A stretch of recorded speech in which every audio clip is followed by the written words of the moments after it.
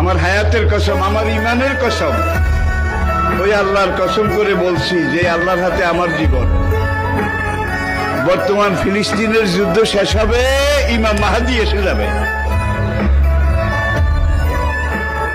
ইমাম মাহাদি আসার 9 বছর পরে, ইমাম মাহাদি আসার 9 বছর পরে ঈসা আলাইহিস সালাম আসবেন। আর ইমাম মাহাদি আসার পরে 9 বছর, এটার মধ্যে দাজ্জাল তার আবির্ভাব ঘটবে।